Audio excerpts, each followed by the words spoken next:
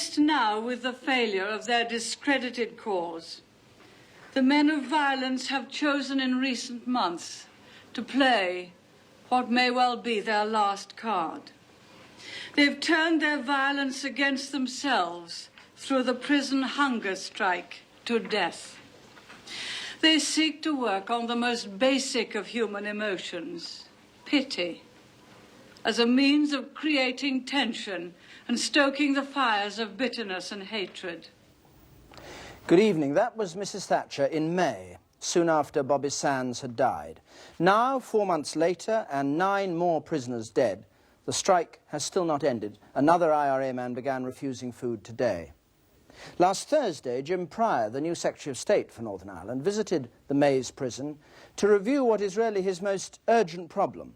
For even if it is the Provisional IRA's last card, it just could be a trump.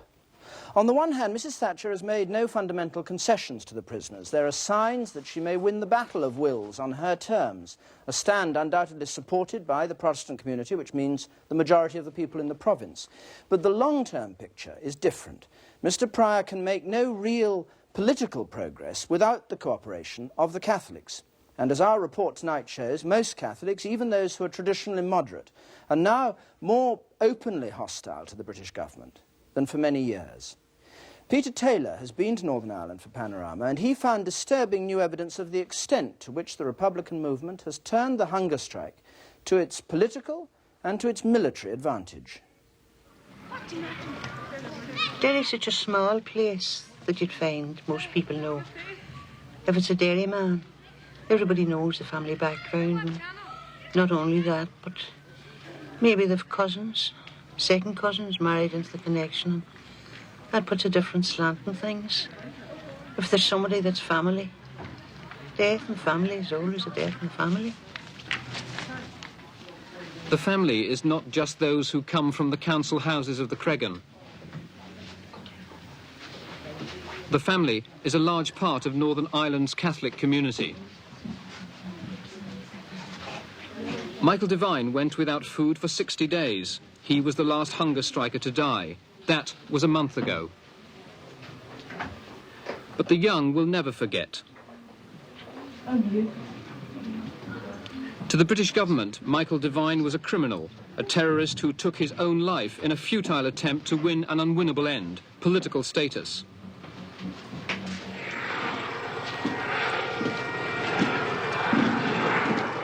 But to many of the thousands who came to his funeral, Michael Devine and the men who died before him were not the fools who gave their lives in vain. To them, the fools were the British who gave Ireland more Fenian dead to haunt the next generation.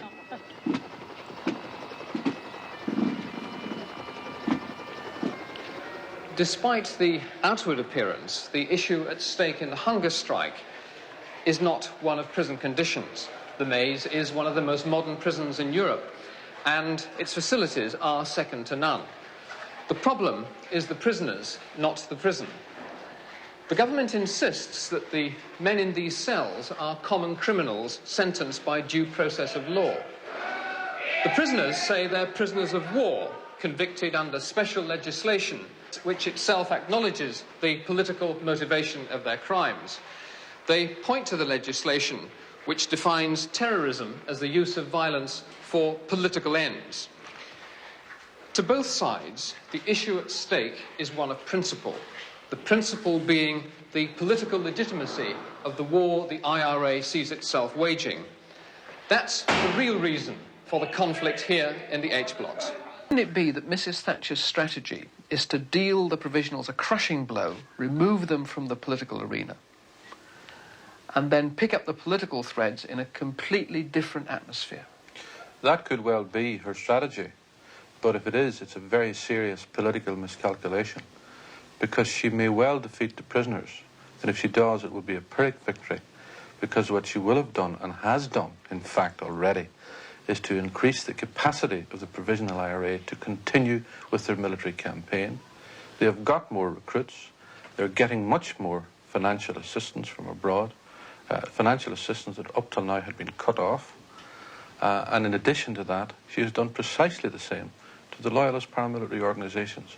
In other words, she has made the political problem much more difficult to solve politically. Both sides have chosen to make the hunger strike a showdown. Publicly, the government has long regarded the IRA as a gang of thugs. But privately, the army has regarded its enemy in a different light. It has, after all, been responsible for the deaths of 450 soldiers. 3 years ago, Army intelligence compiled a secret analysis of the provisional IRA and its likely development until the end of 1983. It concluded, "Our evidence of the calibre of the rank-and-file terrorists does not support the view that they are merely mindless hooligans drawn from the unemployed and unemployable." Although that view may no longer be politically fashionable, our information on the IRA indicates it still holds good. The nature of the enemy the British Army faces is revealed in this, the IRA's current training manual, an 80-page document probably printed in the past 2 years. It reveals the organisation, aims and strategy of a secret underground army.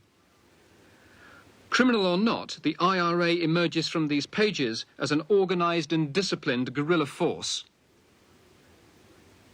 Volunteers are expected to wage what it calls a military war of liberation against a numerically superior force.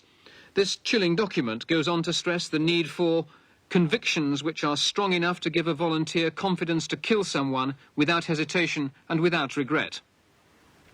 The document also details the IRA's command structure. Unlike most regular armies, the IRA elects many of its senior officers. Commands and brigades elect delegates to an army convention, which in turn elects the 7-man Army Council, which directs the war. There's a strict code of discipline too, with severe penalties for those who disobey orders.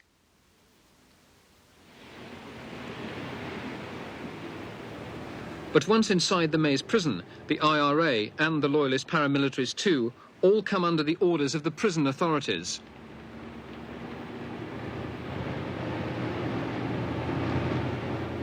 Here they are no longer treated as an army, and that is the root of the problem. Until 1976, things were rather different.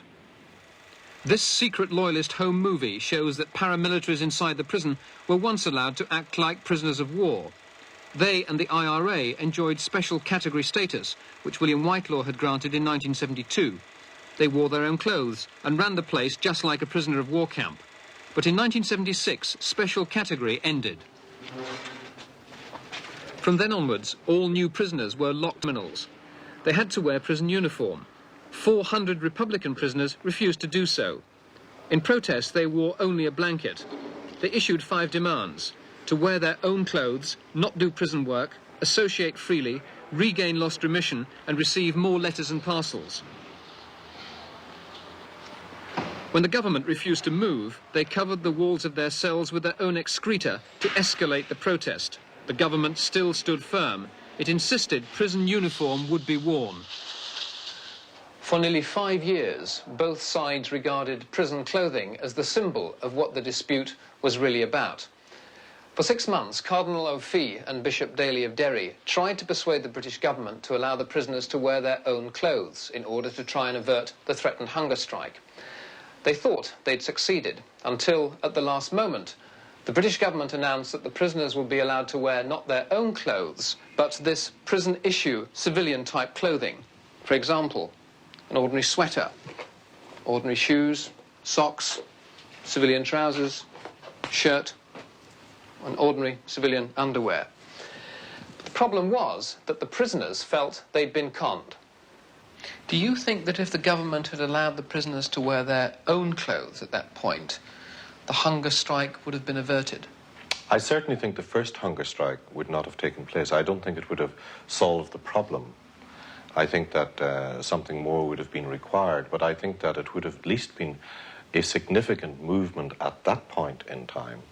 And I think that the first hunger strike would not have taken place.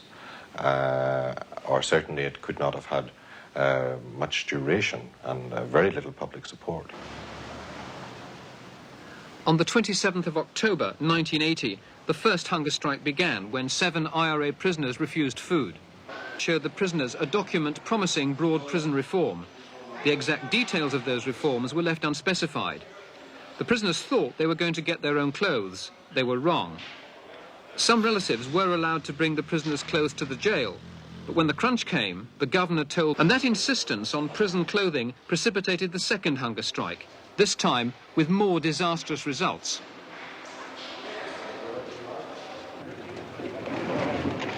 On March the 1st, Bobby Sands refused food. He died 66 days later, the late British Member of Parliament for Fermanagh, South Tyrone. Bobby Sands' election gave the hunger strike an international dimension. His funeral brought the world to his grave. It was such powerful propaganda that many believed the IRA outside the prison had cynically stage-managed the hunger strike to achieve this spectacular climax. Panorama can now reveal that hunger strikes must be authorised. Volunteers are forbidden to undertake hunger strikes without the express sanction of General Headquarters. Penalty for breach, dismissal.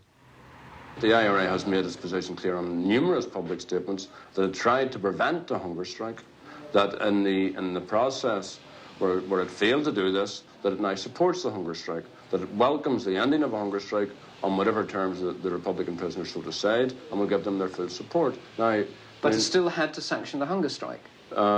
No, I mean, the IRA didn't, I believe... It had to give the OK for the hunger strike. It had to admit that it could find no other way of resolving the problem, and, I mean... Which is sanctioning the hunger strike. Well, the IRA supports the hunger strike. And sanctions the hunger strike. It must do, the order says that. Yes, I know, but you see, you have to get yourself into a situation of realising that in a volunteer organisation, for example, that while a British soldier can be ordered and be put through all sorts of punishments for refusing orders, that a volunteer organisation like the IRA doesn't operate in the same fashion. What I did in a personal, individual capacity with, for example, Bobby Sands, who was OC, I told him that the movement was morally opposed to the hunger strike. He wrote back to me on an individual capacity and said to me, well, could you tell the lads that the movement is simply morally opposed to the hunger strike? I wrote back and I said to him, no, we are morally, strategically and tactically opposed to the hunger strike. Now, there's no way, I'm not suggesting that hunger strikers went in hunger strike in direct breach of instructions or orders. What I am saying is that the hunger strike situation was created out of an intensity of a prison protest over which no one on the outside could have control. By the end of June, 4 men were dead. The Irish Commission for Justice and Peace, who tried to mediate, was sent this hitherto unpublished telex from Government Minister Michael Allison. On the issue which had triggered the 2 hunger strikes, an important concession was made.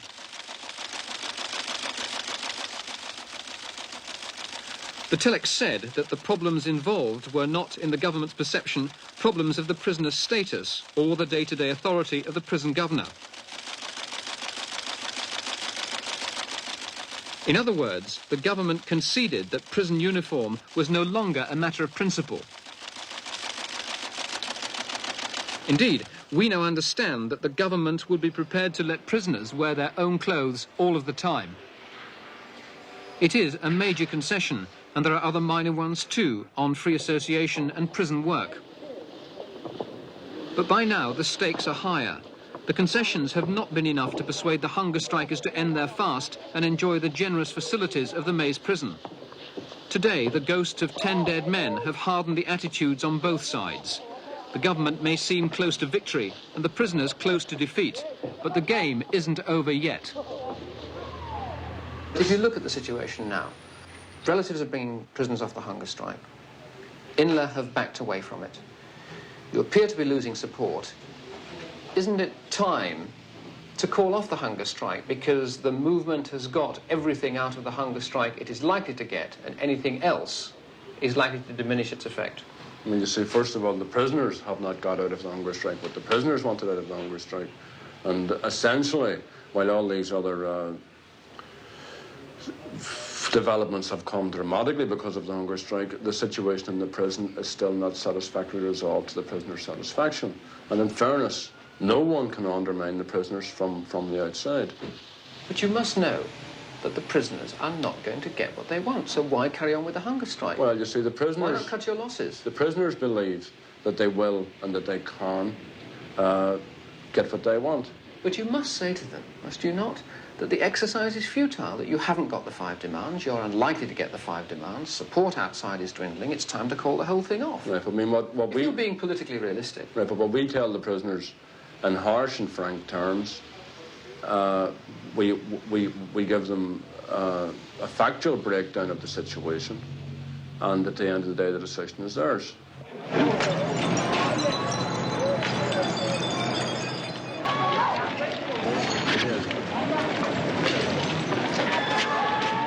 Whilst most Catholics condemn such scenes, their fury is symbolic of the real anger the nationalist community feels at the way the British government has handled the crisis. They feel they've been forced into a corner. This is the reaction of their young. But they can be lethal. The IRA has never been slow to exploit mistakes. Plastic bullets have killed 7 people since Bobby Sands died. This has only deepened the alienation the Catholic community already feels. Some of the victims were probably not involved in the rioting. People say there was no trouble at the time 12-year-old Carol Ann Kelly was killed. She'd been coming home from the shop with a bottle of milk. She was hit by a plastic bullet and died 3 days later. What was your attitude to the security forces before Carol Ann was killed? I didn't have anything. I bothered with nobody. I didn't. I was never even outside the door. They used to come and stand at the gate there. I never bothered with them. But after Carol Ann was killed, yes, I hate them now. I'm very, very bitter towards them, especially the one that killed her, especially him. I'd like to know him. I'd like to have brought him up to the hospital and let him see just his handiwork. Did he feel a big man? And I hope he feels it. Many others have been injured by plastic bullets. It's a side effect of the hunger strike which has benefited the IRA. Catholics are infuriated because they're not used in England. Not only does the Home Secretary say they can't be used, but the Chief Constables have come out and said they can't be used either. Now, if you're someone down in those streets, and particularly if you're the parent of an innocent child who has been either maimed or killed by those, and innocent people have been maimed and killed by those, then it adds to this whole atmosphere which exists in this community at the present time that we are treated as some sort of inferior race and that our views don't matter to Mrs. Thatcher. There's 7 people dead already and numerous people injured. So why are they still using them here? The anger is widespread. These 6th formers at a Catholic grammar school in Derry feel the use of plastic bullets is symbolic of the way the English treat the Irish. It's very unfair. It feels very unfair. I believe that there should be an equal system. If, saying as it's the British government are governing here, why is it that it seems to be a different law for us than for the English? It's really just parties, that's all. I think in the famine too, there was enough food produced to feed the English and to grain and everything to send out, and they never fed the Irish. It's some same sort of thing maybe. It's a lack of concern for the Irish people. Britain's never really understood the Irish people. Like they don't. It's the same way they don't understand Irish people. They don't understand the mentality of the hunger strikers. Like why such young men give their lives away in their early 20s and fast to the death. Like they don't understand that because they've never tried to understand the Irish people. They've never allowed us what you would call self-determination. Like. I think we're regarded as second-class citizens. The people of Northern Ireland are, in a way, regarded as second-class citizens. There's no doubt about it, really, by the very fact that you have more unemployment here than in Britain. You have, as you say, the plastic bullets are being used. It's just not treated like the British citizens are in England. By the very fact that the British government aren't even attempting to try and bring the hunger strike situation to a close, to try and get it over with, I think it's turned more people against the British government. At least, for me, anyway, I think it has. Not sided me with the IRA or anything like that, but it has turned myself against the British government that slightly bit more. Although the general effect of the hunger strike has been to make Catholics more anti-British, it has not necessarily made them more pro-IRA. Although Catholics tend to sympathise with the prisoners' demands, most prefer to support them from the safety of their living rooms. They feel the protest marches are futile and dangerous. The rioting has kept many away and damaged the prisoners' support. Hail Mary, full of grace, the Lord is with thee, blessed art thou. It's no accident that the streets are now quiet. Here in Derry, the IRA called the rioting off. They said it wasn't only counterproductive, it was interfering with their military operations. The order went unchallenged. What influence does the IRA have here? So a lot of influence. They've not really, like, they don't come out the open and tell you to do something, like, but I think that people just know what they have to do and what's right and what's wrong.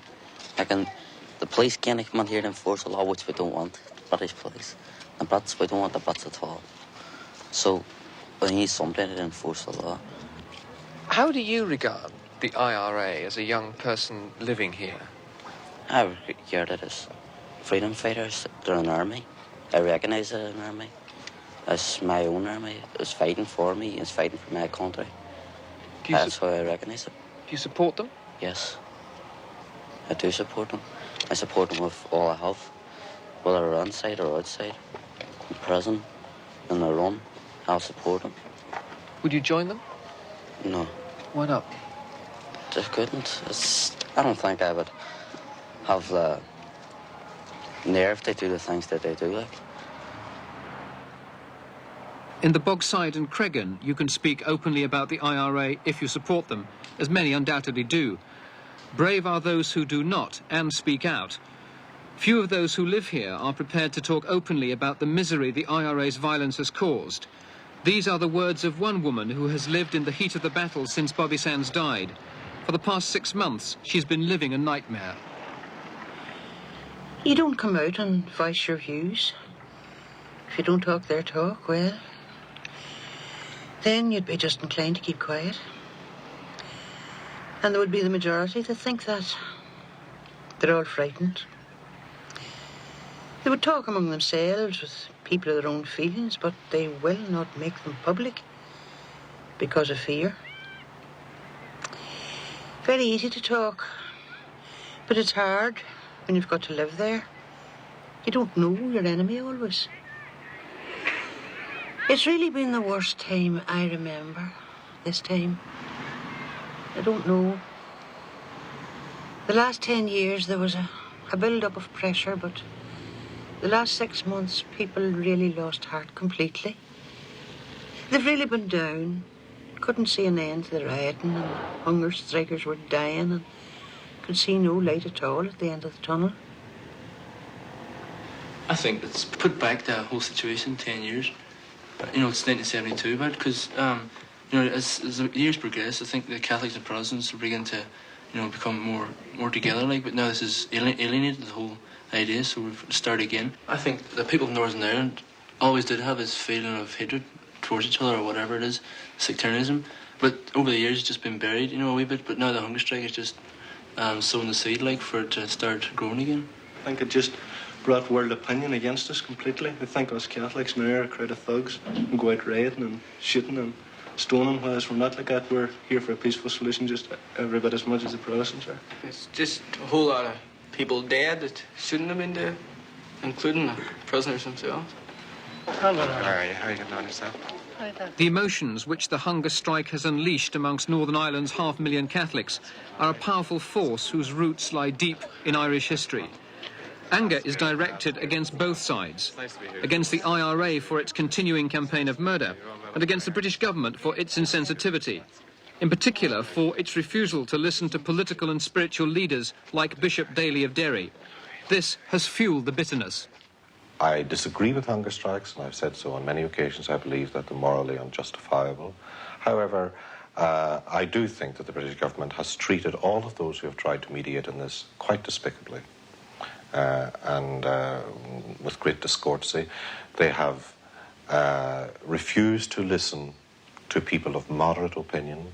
And this is not just referring to the hunger strike, but all through, this has been the history, that they refuse to listen to people with moderate views, particularly from within the Catholic community. And it makes the position for moderate leaders more and more and more difficult all the time.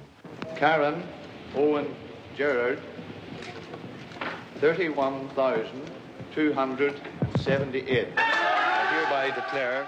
This build-up of resentment in the Catholic community exploded in Owen Carron's victory in the Fermanagh South Tyrone by-election.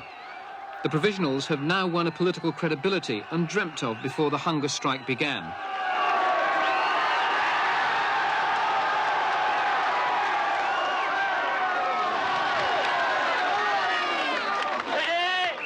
Today, on behalf of the political prisoners in the H block, we claim this victory. Owen Carron increased Bobby Sands' majority by nearly 1,000. This time there were no excuses. There were other non-unionist candidates in the field. Nationalists could have voted for them had they no stomach for provisional politics. They did not. The hunger strike has sharpened the anti-British feelings which have now swept the moderates away. The political repercussions of the hunger strike have not been confined to the north. 2 IRA prisoners were elected in the Irish general election last June. Since Bobby Sands' death, the political effects of the hunger strike have marched across the border. As the days went on and in 2 weeks, the mighty feud began. But neither pop nor politics could change the British stand. Their rigid rule they still uphold, the prisoners to command, until at last they caused the death of the brave young Bobby Sands. Earlier this month, provisional supporters met in rakish Paddy's Bar, County Longford, to celebrate their political victories and defray Owen Carron's election expenses. To see our country free. Sinn Féin is Ireland's oldest nationalist party. Its finest hour was the 1918 general election. In the wave of emotion after the British executed the leaders of the Easter Rising, Sinn Féin annihilated the moderate Nationalist Party. 3 years later, Britain withdrew from the 26 counties. Now Sinn Féin believes that history may repeat itself.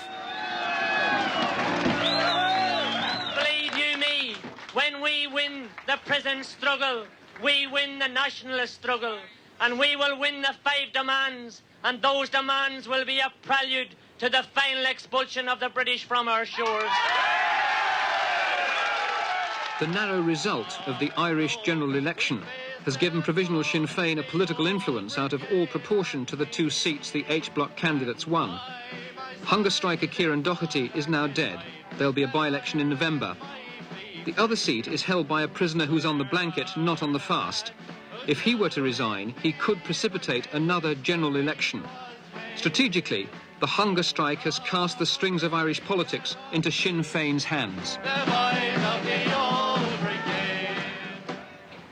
There is a very evenly divided situation in the South in the matter of political representation in the Dublin Parliament.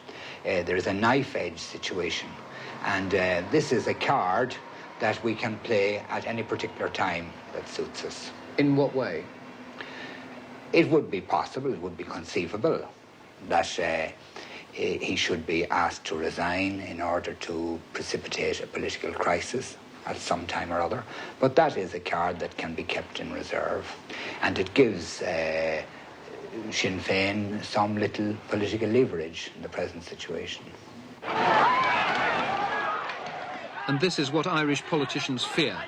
When hunger strike supporters marched to the British embassy in Dublin in July, the Republic tasted the street violence which the border has usually confined to the north. Over 200 policemen and 100 civilians were injured in the riot.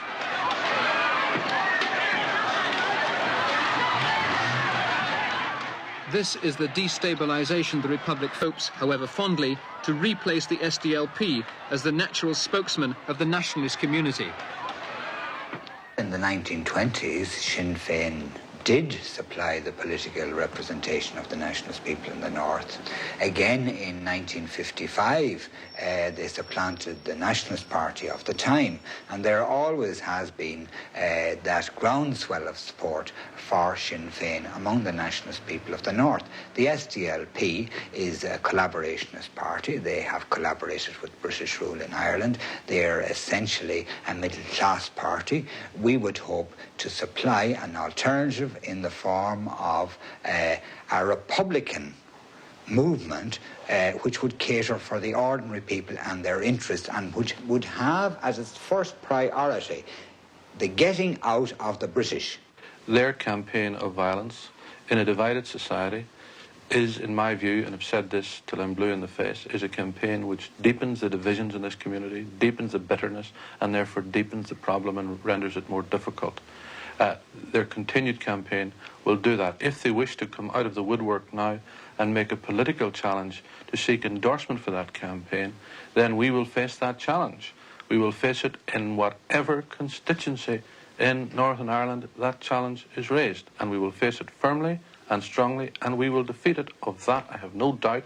I am not in the slightest doubt that the majority of the people that support SDLP, the majority of the people that live here in the Bogside, in the Craigan, or in West Belfast, or anywhere else in Northern Ireland, are utterly and totally opposed to the methods of the Provisional IRA. If the Provisionals are to provide a credible challenge to the SDLP, they have to overcome one central problem. They don't allow their members to take their seats in the parliaments to which they've been elected. This was hotly debated at the National H-Block conference in Dundalk a fortnight ago. The situation as it sits at the moment, if there were an election tomorrow, and people's democracy... Furthermore, most people outside the H-Block committee believe it's inconsistent to seek support for the prisoners' 5 demands, whilst the Provisionals continue their campaign of violence. Those in favour of Resolution 27. Many believe killing other people is counterproductive when you're looking for sympathy for men who are killing themselves. Resolution 27 is defeated. Is there any objection to that motion? You're asking people to support the prisoners on humanitarian grounds. Now, why should people give them that support when they belong to an organisation that carries on murdering people? It's hypocritical. But you see, what we're saying at the end of the day in relation to humanitarian support for the hunger strikers can be gauged in a number of fashions. There'll be straight political support for the hunger strikers because one, or for the prisoners, because one believes that they're as direct victims of a political situation which they didn't create. 2, that they are, those of them who are freedom fighters who are engaged in legitimate resistance. Or 3, that prisoners should not be treated in the fashion that these prisoners have been treated. Now, that lowest tier of support, the humanitarian support, doesn't stop people saying, I support the hunger strikers, I'm opposed to what the British government is doing, I'm also opposed to what the IRA is doing. Now, there's no one preventing people from making that sort of a judgment. Essentially, Republicans like myself have a more partisan view, that we believe that what these people are doing in prison is a direct responsibility of the British government, and we believe that regardless of what one uses the phraseology, that actions by the IRA are legitimate actions against an army of occupation. Many moderate Catholics we've spoken to who are sympathetic to the 5 demands, nevertheless will not actively support them because the military campaign continues. Wouldn't it be sensible under those circumstances for the organisation to call a ceasefire? The situation in relation to IRA ceasefires has been that the IRA has engaged in truce with the British government on a number of occasions during the last 10 years, all of which have come to nothing because the British government at no time took a responsible attitude towards this. Wouldn't calling a ceasefire save not only the lives of those who are the victims of the IRA's campaign of violence, but also the lives of its own men in the prison? Well, I mean, any question of a truce between the British government and the IRA is a question essentially for the British government and the IRA. But simplistically, you see, that supposes that an end of IRA activity ends the problem. And that's a very, very superficial analysis of the situation. The roots of the violence in this country lie in the British presence. The roots of the prison protests lie in the prison and with the British government. An ending of either of those, either from the hunger strikers or from the IRA on the outside of its actions, would not dramatically change the situation, because all we would be doing would be leaving ourselves in a situation where we would be faced in years to come with watching our sons or watching our daughters or watching our neighbours going into the IRA and recommencing another campaign. The IRA's recruiting manual makes it clear that only a certain kind of volunteer is needed. Each volunteer, it says, must be totally dedicated and harbour no illusions about the organisation he is joining. It is a dangerous thing to join the army because of romantic notions of guerrilla warfare or a mental picture of guerrilla lifestyle, it states. Life in an underground army is extremely harsh, hard, cruel and disillusioning at times. So, before any person decides to join the army, he should think seriously about the whole thing. Great emphasis is placed on secrecy. Informers can destroy the organisation. Loose talk is suicide. There's a chapter on how to resist interrogation, which 4 years ago almost brought the IRA to its knees. That's why they've reorganised and now work in tight cells, which often defy penetration. But above all, the document stresses the need for the IRA to win and maintain the support without which it cannot operate. People in Belfast, in a position to know, have told us that they're amazed that Mrs. Thatcher is helping them so much. They say she's made the mistake of thinking that she can smash the IRA by smashing the prisoners. The hunger strike, they claim, has had the opposite effect. It's difficult to assess exactly how much support the IRA has gained as a result of the hunger strike. Obviously, there's propaganda involved. Nevertheless, allowing for that, we believe that recruiting has doubled. Every potential recruit is carefully screened, and around 4 out of 5 are rejected. We have reason to believe that one recruiting officer here in Belfast has recruited over 20 volunteers since Bobby Sands began his hunger strike on March the 1st. There are probably around half a dozen recruiting officers in Belfast. That means that in Belfast alone, the IRA has recruited over 100 high-quality volunteers in the past 6 months. That may not seem many, but in a guerrilla army, it's the calibre, not the number of recruits, which is important. The IRA believe that the recruits they're now getting are of a high quality because it may be a year to 18 months before the effects of this upsurge in recruiting are seen.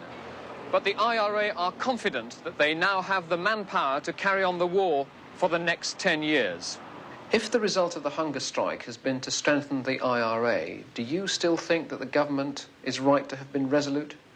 Oh yes, because if they had not been resolute, they would have raised the whole anger of a frustrated Protestant community. So as far as strengthening the IRA is concerned, the Protestant community are saying, look, if you strengthened your security in Northern Ireland and took effective means to deal with the IRA, then any strengthening of the IRA could be brought to naught. Although you may be faced with a war which is now intensified, possibly over the next 10 years, because the IRA are stronger as a result of the hunger strike. Well, could it be anything worse than we've had? Possibly. Well, if that is so, and if that's what happens, then the British government are going to be forced by the Protestant community to take effective measures to deal with the IRA. And if they don't take effective measures, then the Protestants themselves will be forced to defend themselves. Since Bobby Sands died, the IRA have killed 18 soldiers and 10 policemen. Constables Evans and Montgomery died a fortnight ago in an IRA landmine attack.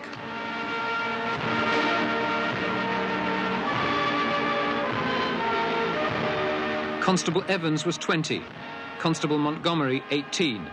They'd been in the police force 6 weeks and 6 days. New Secretary of State James Pryor will find loyalists in no mood to compromise, either on the hunger strike or on any political solution. The last thing they will stomach is the prospect of the British government talking to those whose military organisation is responsible for their dead. If Mr. Pryor is really interested in solving this problem, and if he wants to make history, and indeed if he wants to make his name, he can be the one who will finally solve the Irish problem. But he must have courage and grasp this nettle. But Mr. Pryor is not going to talk to an organisation which has been responsible for the murder of hundreds of British soldiers, hundreds of policemen and hundreds of civilians. Those were the very words which Mr. Lloyd George used in 1920. And yet, within a year, he was speaking to the Irish leaders, and he was in the business of negotiating with them and concluding an agreement with them. And there is nothing whatever to prevent Mr. Pryor speaking to Owen Carn, who's an elected representative, and indeed to the leaders of the Republican movement, as did Mr. Whitelaw in 1972.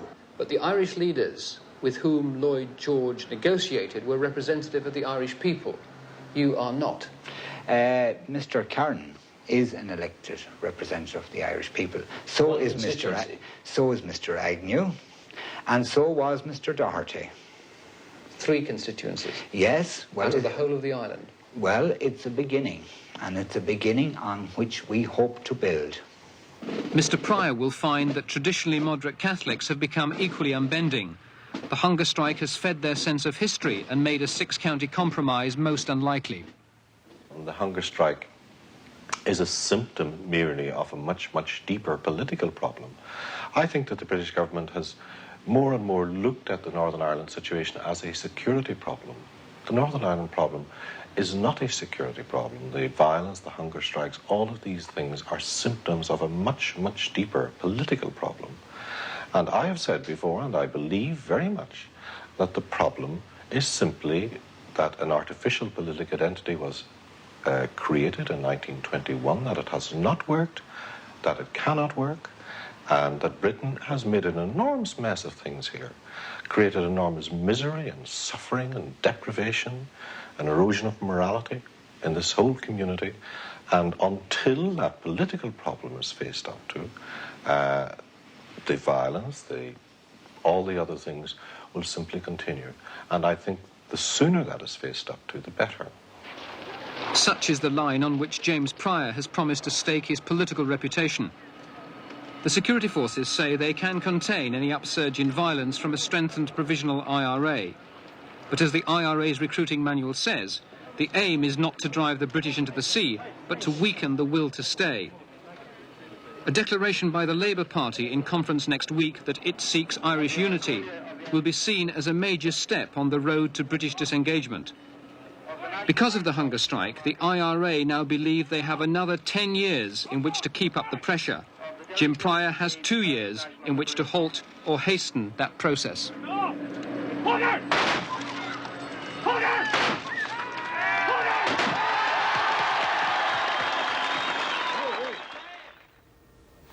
Peter Taylor reporting from Northern Ireland. Next week I'll be in Brighton for the Labour Party conference, where the increasingly bitter struggle for the deputy leadership is going to be decided. This evening's decision by the executive of the Transport and General Workers Union to recommend its delegates to back Mr. Benn is bound to keep the pressure on all the candidates right up to the last moment. We'll be there next Monday. Until then, good night.